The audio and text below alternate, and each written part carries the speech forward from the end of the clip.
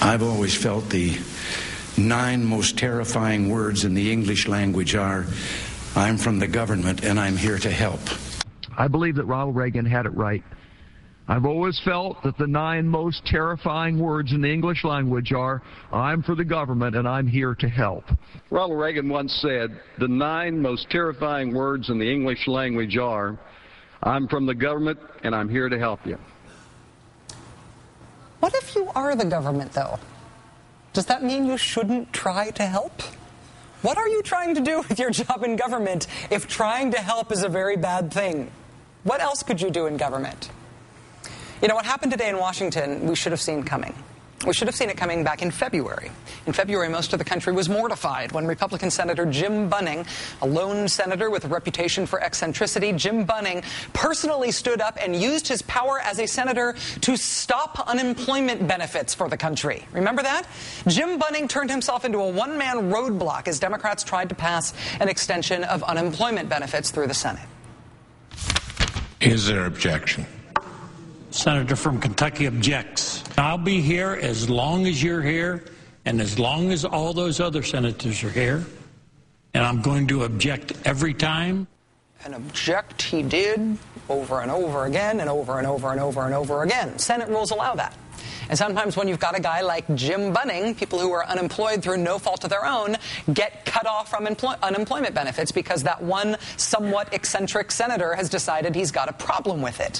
When that happened back in February, we should have seen then what was coming today. Because after Jim Bunning finally relented back in February, after this millionaire ex-baseball player finally gave up his crusade against the unemployed, we should have seen what happened today in Washington coming, when the whole country was pretty much mortified by what Jim Bunning had done. But one very important, very small constituency felt otherwise. They were not at all horrified by what Jim Bunning had done, quite the contrary. I admire the courage of the junior senator from Kentucky, Senator Bunning. Somebody has to stand up, finally, and say, enough is enough. He stood like a solid rock, and he didn't give in. And I respect him for the courage he showed. Senator Bunning from Kentucky has taken a courageous stand to hold the Democrats, in fact all of us, accountable to the things that we say we believe. When Republicans praised Jim Bunning back then, we should have seen what happened today coming. We should have seen it coming a month after the Jim Bunning fiasco, too, when health reform faced its final passage in the Senate. Health reform had already passed the House at this point. It had already passed the Senate once before. The Senate was just taking up some final fixes to the bill. Health reform was going to pass. But Republicans, do you remember this? Republicans decided their strategy against it at that point, what they wanted their big showboat of resistance to be at the end, would be keeping the Senate in session until 3 in the morning. Remember this? Well, they voted on amendments that were essentially laugh lines. One of the Republican amendments wants a public referendum in the District of Columbia on gay marriage. Another Republican amendment wants us to go after the organization ACORN, which just announced its bankruptcy. Another amendment says no prescription Viagra for rapists. These amendments had nothing at all to do with what was going on policy-wise. It was a just-for-show effort by Republicans to stop health reform for a while, for the sheer performative pleasure of being seen to be stopping it. It wasn't a real effort to stop the bill. It was an effort by Republicans to show what they were capable of doing by just blocking it for a while, till late at night. Just stopping any progress from happening for the sake of showing that they could. Not making any progress on their own, just stopping things. We should have seen then what was coming today. Because today, a lone Republican senator, Jim DeMint of South Carolina, threatened essentially to shut down the federal government using the power that one senator has under Senate rules. Quoting from Roll Call newspaper, Senator DeMint warned his colleagues that he would place a hold on all legislation that has not been cleared by his office before the close of business Tuesday. Any piece of legislation not personally cleared by Jim DeMint will be blocked by Jim DeMint. It is a threat that Roll Call newspaper described as, quote, remarkable. Among the things that the Senate has yet to pass, and which Senator DeMint could presumably block, is a stopgap spending measure to keep the government operating past September 30th. So Senator DeMint, in effect, is now threatening to shut down the entire government. A government shutdown like the one we had back in the 90s under Newt Gingrich. Few key differences here, though. For one thing, right now, it's just a lone Republican senator without a leadership position who is threatening this.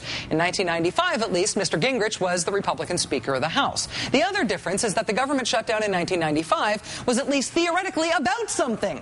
It was about Republicans wanting President Clinton to cut Medicare and Medicaid and education. This time around, Mr. DeMint is not even bothering to make a case that it is about anything. It's not that Jim DeMint wants some legislative thing that he's not getting.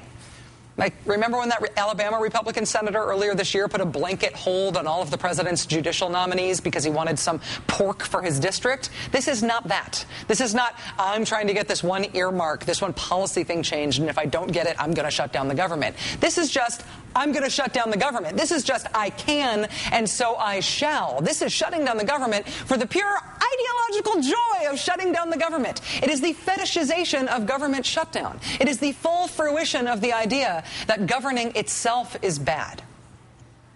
If you campaign for generations on the idea that government itself is bad, that governing is bad, that policy is bad, that having a legislature that legislates is bad, that the 9 scariest words in the English language are I'm from the government and I'm here to help, because government can never help, it only hurts, and government must be stopped. When you campaign on that for generations, then ultimately your anti-government movement births politicians who stop government, who shut it down, for no other reason than that they can, because they think it's intrinsically good to do so. And if you do not believe me, explain to me why this idea of a government shutdown keeps getting brought up by the right this year. If the government shuts down, we want you with us. We want you with us. We got to have it. So a shutdown is possible. If the president wants to push it, it is. There's going to be a government shutdown, just like in 95 and 96. But we're going to win it this time. Government shutdown, woo! Understand that these arguments are not about shutting down the government for any reason, for any one unbearable thing. It's not a last resort way for Republicans to try to get this one thing that's very important to them that they can't get any other way. It's not that. They just want to shut down the government. Any policy excuse to do that is as good as any other. And Jim DeMint has now just decided that the whole policy hook, that's beside the point. Shutdown itself is good because governing itself is bad. Governing itself must be stopped. Legislating itself is evil and must be stopped, which is a relatively cogent sentiment coming from someone with a black bandana over their face running with a smash the state banner outside a WTO summit in the 90s or something. But coming from a member of the United States Senate? Mr. DeMint, when you spoke to your guidance counselor in high school, did that person really suggest governing as a good career path for you? Because the country does need running. It does need governing. And if you are against that on principle, then government service maybe shouldn't be the right fit for you. The government shutdown back in 1995, the Gingrich shutdown, cost American taxpayers about $800 million. These things are not free. Mr. DeMint today threatened to do it again just for the sake of doing it again. Jim DeMint wanting to do this is not that surprising, given how radical his own politics are. So far, the supposed Republican leader in the Senate, Mitch McConnell, has had no comment on Mr. DeMint's threat to shut down the government. Watch to see how other Republicans and conservatives respond, though, to what Jim DeMint is doing. In policy terms, it is a little spooky about the Senate that one senator can shut down the entire government if he decides to. In policy terms, it's a little spooky. In political terms, it is even more spooky if it turns out that Jim DeMint, in this case, is not standing alone.